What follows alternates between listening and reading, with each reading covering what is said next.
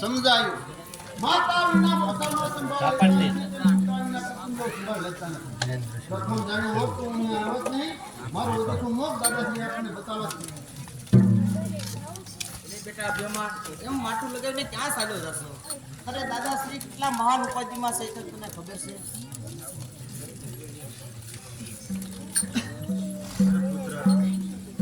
આમ નકામું માથું લગાવી શા માટે? અરે બેટા હું મારી મહાન ઉપાધિ હું તને સંભળાવું છું તું સાંભળો દાદાશ્રી કઈ તમારી મહાન ઉપાધિ છે એટલી બધી સાંભળ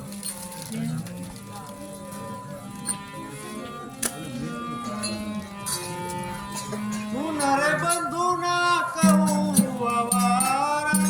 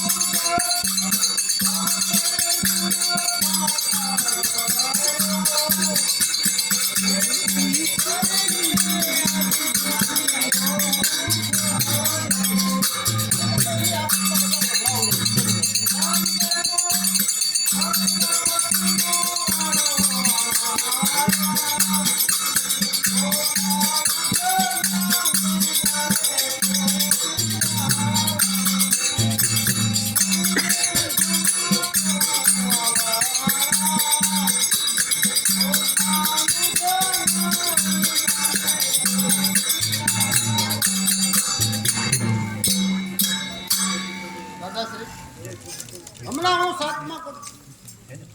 સાતમા કોઠાની રીત જાણતો નથી તેથી મૌન રહું છું.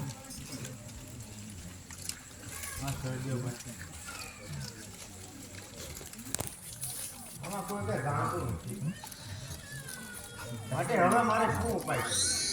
આનો ઉપાય એક છે કે આપણે સભાની અંદર 64 પાનનું બીડું કરી ફેરવો. જે કોઈ 7 કોઠા યુદ્ધ જાણતો છે ભાઈ આપની વાત બરાબર છે. પ્રયોગને તૈયાર કરો.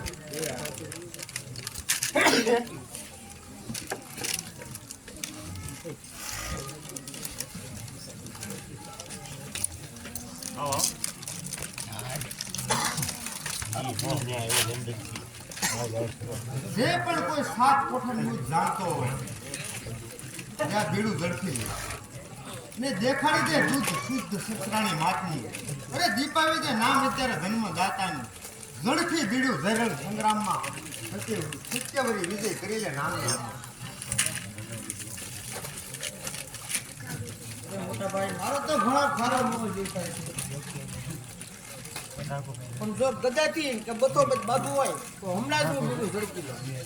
જો એકલા તીરખમતા ઉઠે ના મારો કોઈ ઉપાય નહીં. એમ બેટા ઘટુબસ્ત યુદ્ધની રીત કઈ જાણતો? અરે પિતાશ્રી આ સપ્ત કોટા યુદ્ધની રચના તમારે પહેલી વાર સમજવામાં આવી છે. ઠીક છે બેટા ઘટુબસ્ત જે થાય તે જોયા. બસ બસ સમજાય ગઈ. બીડું ઝડપવાની વાત તો દૂર રહે પરંતુ બીડા ખાને જોવાની તમારા કોઈનો તાકાત નથી. ઓ પ્રભુ આ તો શોકજનક વાત છે.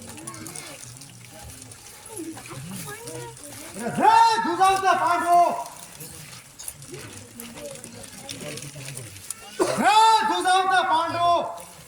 એ બળ અમારું ક્યાં ગયું? તું રાય શું અમારું અણાઈ ગયું? હું સાર્યા કવરો હું સામું જોઈ રહ્યા છો. હું સાર્યા કવરો પણ અમારું નીસું થયું. હા દો કુળમાં વીરતાનું પાણી ન દેવું. બસ કરો દાદાશ્રી. ત્રિલોકમાં પાંડવ પુત્રનો વિજયનો આશા છે. એ કૌરવ કરતા જગતમાં જાહેર અમારા દોષ છે. પરાજિત કદી નહીં પામે. પાંડવ રણસંગ્રામમાં હજુ બીડું ઝડપીશું. કોઠા યુદ્ધ કરી હામમાં મુસ્તાદથી રણમાં અતિવીરતા બતાવીશું. અને જે તે કોઠા 7 કૌરવને હાથ બતાવીશું. દાદાશ્રી આ 7 કોઠા યુદ્ધનું બીડું હું લઉં છું.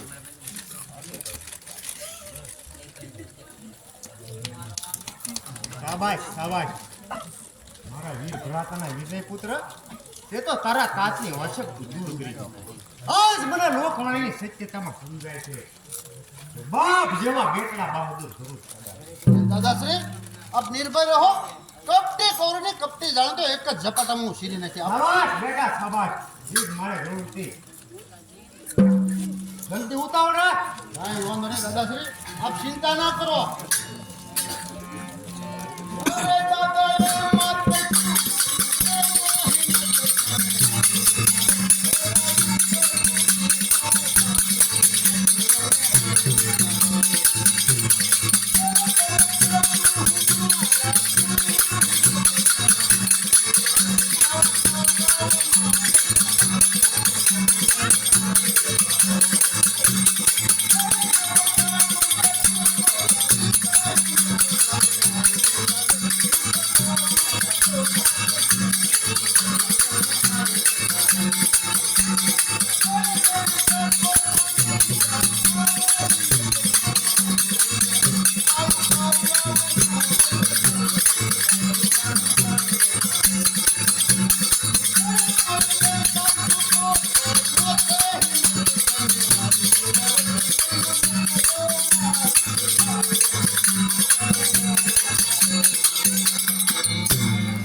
એ સાતમા કોઠાની રીત ન જાણતો હોય તો બેટા મને સાથે લેતો અરે કાકાશ્રી 7મો કોઠો સામનો કહેવાય છે અને મુશ્કેલનો છે. છતાં તે કોઠે પ્રવેશ્યા પછી ખરા ખેલના ખેલ ભરાય છે. ભલ ભલા ભલવીર એ જ કોઠે મરાય છે અને શૂરવીર પણ એ જ કોઠે રણાય છે. કાકાશ્રી અરે કૌરવમાં નથી હું સુખો માટી સાતમો કોઠો હું તોડીશ આ બધા તેના વાર્તે બેટા જેવા શાબાશ કાકાશ્રી શાબાશ. તો હમણાં હું યુદ્ધની તૈયારી કરવા જાઉં છું. બેટા જલ્દી ઉતાવળ રાખો. હા વાંધો નહીં દાદાશ્રી. આ દીપાવી દીધું સિંહણ માતા સુભદ્રાને. આપ ચિંતા ના કરો. હું એક જ કાફી છું. 7 કોઠાનું બીડું લીધું છું તેથી હું કોઈ પાછો નહીં પડું. બસ જલ્દી ઉતાવળ રાખ. જલ્દી તૈયાર કર. શાબાશ બેટા શાબાશ. હું યુદ્ધની તૈયારી કરવા જાઉં છું. જા જલ્દી જા.